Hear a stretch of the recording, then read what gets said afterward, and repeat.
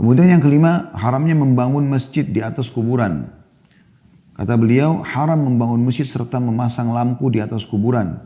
Berdasarkan sabda Rasulullah SAW, la'anallahu zawwaratil kuburi wal muttakhidati 'alaiha al-masajid was-suruj.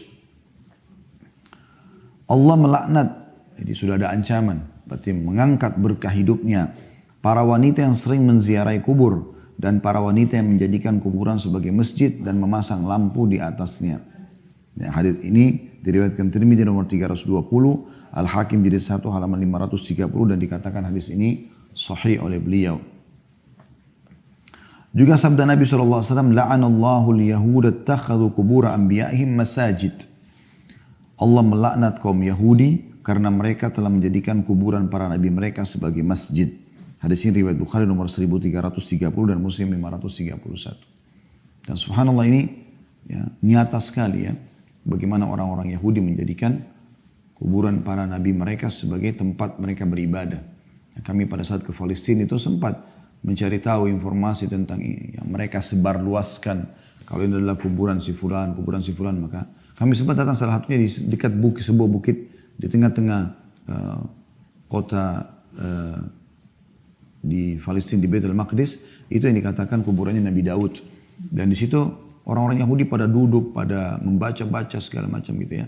Jadi memang subhanallah ini tradisi mereka sebenarnya. Tapi kita sayangkan kaum muslimin menarik dalam kehidupan mereka. Kita punya cara sendiri. Baginda Nabi SAW contohkan dan semua sahabat tahu masalah itu. Beliau datang ke pintu gerbang Baqi kemudian mendoakan, ya, mengucapkan salam kepada mereka. Ya, jadi ini termasuk yang disunnahkan Nabi SAW. Boleh anda berlama-lama mendoakan, silakan. Tapi jalankan sunnah Nabi SAW.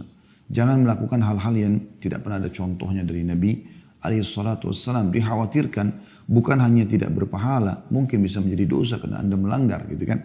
Apalagi ada seperti ini. Dilarang, dilaknat oleh Nabi SAW membangun masjid atau dijadikan sebagai masjid tempat untuk ibadah kuburan tersebut. Nah, kita sayangkan di Indonesia ada bahkan yang mewasiatkan ya, kalau dia bangun masjid, kalau dia mati ditaruh dalam masjid nanti jenazahnya. Bahkan sudah disiapkan lokasinya. Kapan ada kuburan di masjid tersebut maka tidak boleh orang sholat di dalamnya. Karena Nabi SAW melarang dalam hadits ini. Tidak boleh menjadikan masjid sebagai tempat ibadah. Dan ulama sudah merincikan, kalau masjid dibangun duluan baru kuburan menyusul, maka kuburannya dibongkar, kemudian dipindahkan ke kuburan kaum muslimin. Kalau kuburan dulu baru masjid, karena ada kuburan itu lalu dibangun masjid, mutlak masjidnya harus dihancurkan. Karena memang masjidnya bukan untuk sholat, tapi untuk kuburan tersebut.